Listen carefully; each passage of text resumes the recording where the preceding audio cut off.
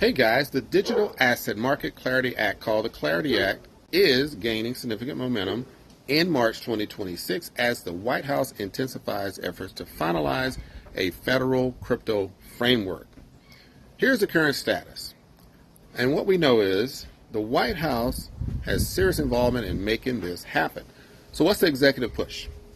Well, President Trump and Treasury Secretary Scott Bessent are leading a drive to pass the bill by spring 2026 to ensure U.S. leadership in digital assets. The White House is meditating on this key thing.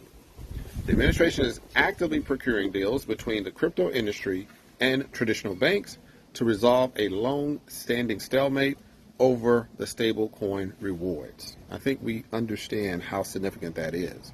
You know that Coinbase CEO, he walked out on that because that was serious. So here's the legislative process right now.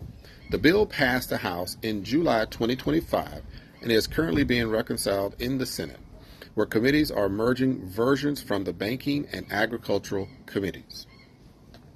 What are the market odds right now? Here's what we know. Prediction markets like Polymarket currently estimate a 71 to 74% chance the bill will become law in 2026. Some people say March, some people say April. We don't know. Key points of contention for the banking opposition is this.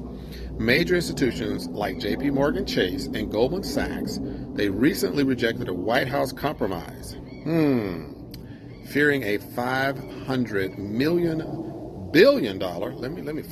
billion deposit fight if crypto firms offer yield on stablecoins. So they're saying that $500 billion is going to leave if the White House proposes these awards and it passes. So they're looking at banning interest on idle holdings, and banks argue that this creates a shadow banking loophole. So you guys understand what that means. The bank says, look, if you do allow this to happen, we're going to lose $500 million, and that's not a good thing. Anyway, Ripple and ARK Investment advocate for the passing the bill, even with the imperfections. Coinbase CEO Brian Armstrong has criticized the banking lobby for holding innovation hostage. Like I said earlier, they're not trying to hear it. So here's the anticipated impact for regulating the crypto or the Clarity Act.